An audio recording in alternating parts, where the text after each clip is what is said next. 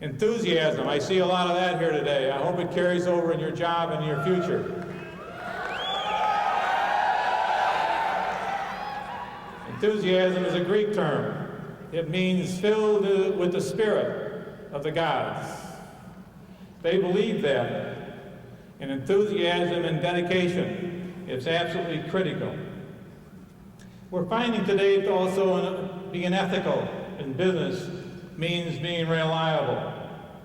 If you say it, do it. This equates in having integrity, and integrity means being trusted. Peter Drucker says a lack of integrity is one problem an employee you cannot fix. It's a fatal flaw. Two behavioral scientists, McCall and Lombardo, studied a group of executives who became CEOs, and they compared them equally. And they found they differentiated from successful and unsuccessful in total integrity.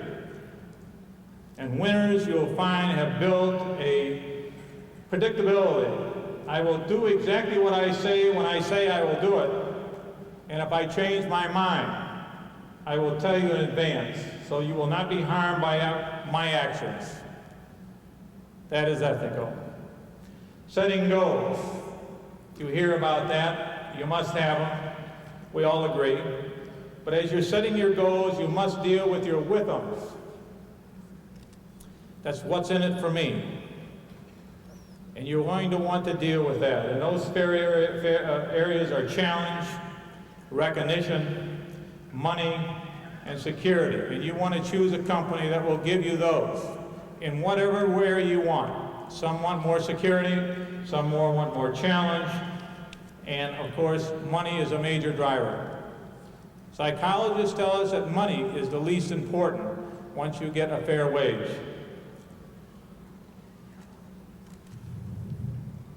I think people need goals and express dreams, but they don't start in your brain. They start in your heart. I think most people run out of dreams before they run out of the capacity to achieve them. And a man without a purpose, and obviously a ship without a rudder, any wind will take you there. Having a purpose in your life, having it with such muscle and mind-muscle strength, will take you there.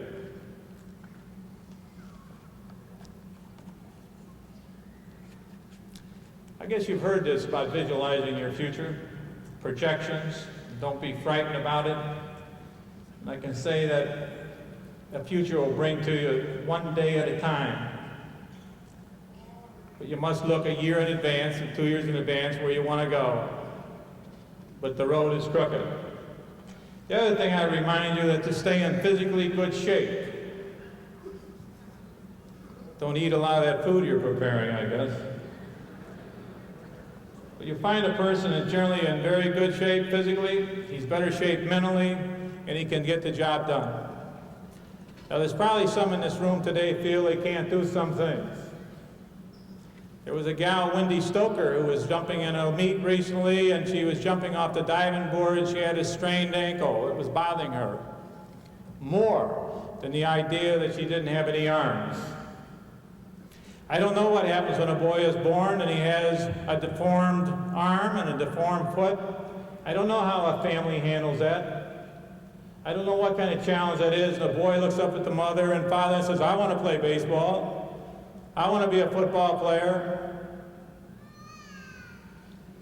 Parents, though, on the other hand, work to develop.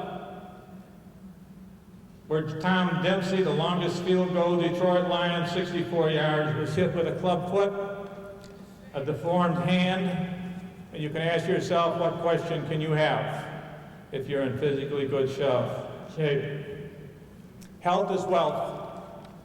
Never deny it to yourself. The other thing is believing in yourself.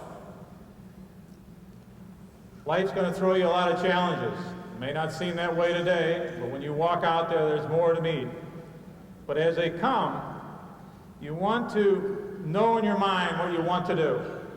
Dale Carnegie says, if I knew what you think, and if I could look in your minds today and tell me what your thoughts are,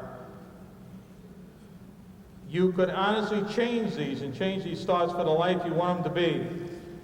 believing in yourself, being optimistic, to compete against yourself, to enjoy the heights, but more importantly, surviving the depths, because in adversity, you will learn more than being successful. Nothing can keep you from not being kept yourself, but believing in your own ability.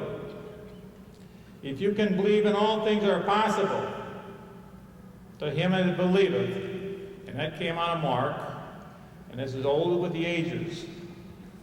Now I want to talk about a fellow that never gave up. He failed in business in 81, defeated in the legislature in 32, failed again in business in 33, elected to the legislature in 34, sweetheart died in 35, had a nervous breakdown in 36, this guy had a bad deal.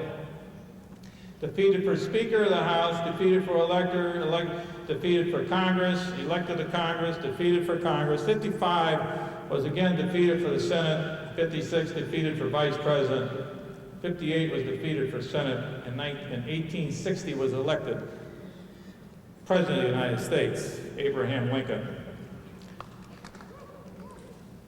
If you look at that record and say, I didn't give up, it can be done. I can tell you, you're prepared here at Johnson Wales. You have advantages that most people don't have, and most of you have a job. But above all, I say be a good listener, ask tough questions, and above all, use common sense. Because common sense is not so common. And I hope when your ship comes in, that you're going to be prepared to unload it. Because no one's going to do it for you. Always stay on the learning curve. Stay a green apple. Because once you get ripe, you're going to get picked off. And there's a lot of that happening in the business world today, I can assure you that. Leaders can be described as enthusiastic, knowledgeable, disciplined, competitive, but most of all, leaders have persistence and insight. And you want to remember, things that wait, and I like this one, things that come to those who wait may be left by those who got there first. So always be on the leading side. Taking a risk, I like to quote James Gentleman Corbett, heavyweight champion of the world. He says, success is having courage to get up one more time, to fight one more round, and then when your feet are so tired, you have to shuffle back in the center of the ring to fight one more round.